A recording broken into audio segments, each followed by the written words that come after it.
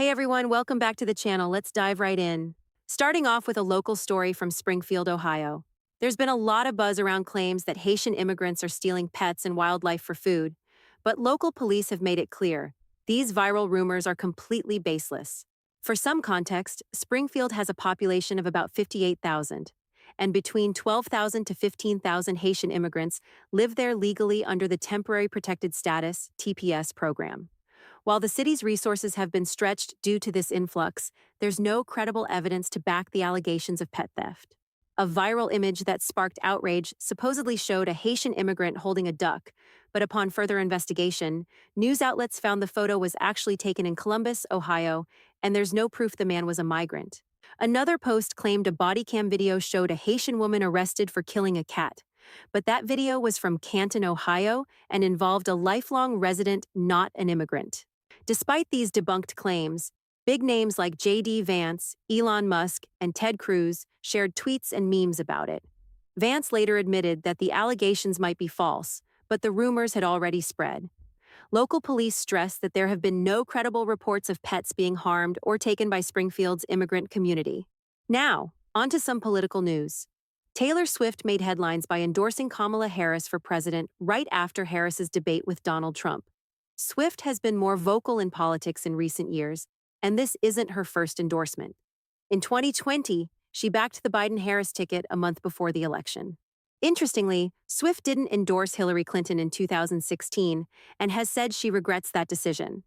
She called Trump's presidency an autocracy, but admitted she felt too useless to get involved at the time due to the negative press she was facing. In her latest post, Swift encouraged her 283 million Instagram followers, especially first-time voters, to register. Considering her influence as one of the biggest pop stars in the world, her support could have a significant impact on the election. Over in the Middle East, the Israeli Defense Forces launched an airstrike in the humanitarian zone of Khan Yunis in southern Gaza, killing and injuring dozens of civilians. According to Palestinian health officials, at least 40 people were killed and 60 were wounded. The IDF said they were targeting a Hamas command center, claiming that militants were using the area as a human shield. They also emphasized that they use precision munitions and aerial surveillance to minimize harm to civilians. However, Hamas denied these claims, accusing Israel of committing war crimes. The strike hit tents housing displaced civilians, and rescue teams are still searching through the rubble. This tragic incident is a reminder of the ongoing suffering and tension in the region, where civilians often find themselves caught in the crossfire. Back in the U.S., President Joe Biden and Vice President Kamala Harris commemorated the 23rd anniversary of the September 11th attacks in New York City. In a rare moment of unity, Harris was seen shaking hands with Donald Trump during the event, showing a sign of respect for the solemn occasion. Both leaders, fresh from their debate, joined memorial services at the World Trade Center and the Flight 93 National Memorial. It's always significant to see political figures come together during these national moments of remembrance. Back in Ohio, Governor Mike DeWine has announced new resources to help Springfield manage the recent influx of about 20,000 Haitian migrants. These individuals are fleeing political instability and gang violence in Haiti, and many are part of a Biden administration program designed to assist them. DeWine has committed $2.5 million to bolster local health services and law enforcement, calling for federal assistance to address the pressure on housing and public services. Ohio Attorney General Dave Yost is even looking into legal options to limit the federal government's ability to send more migrants to Ohio. Despite concerns from some Springfield residents about overcrowding and safety, DeWine made it clear that he supports the program but believes the federal government needs to provide more support. Turning now to international politics, the Biden administration is under pressure from both parties to ease restrictions on how Ukraine can use U.S.-supplied weapons in its ongoing war with Russia. Senator Ben Cardin, a Democrat, has joined Republicans in calling for Ukraine to be allowed to use these weapons more effectively, especially to defend against Russian airstrikes. Even though Ukrainian President Zelensky has been asking for long-range weapons to target Russian military sites, the White House has been cautious, fearing it could escalate the conflict.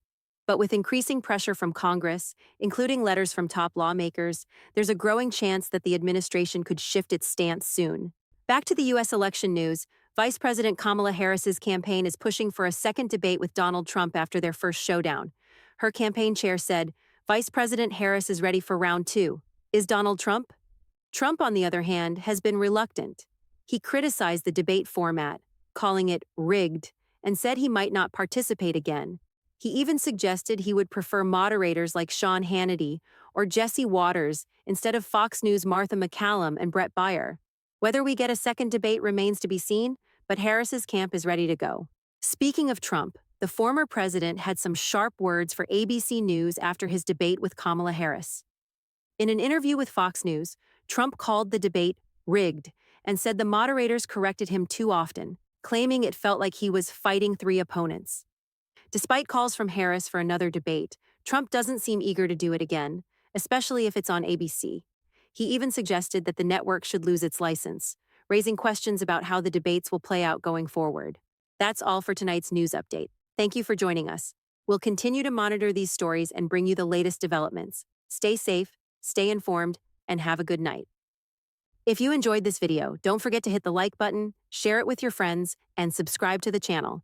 And don't forget to turn on the notification bell so you never miss an update.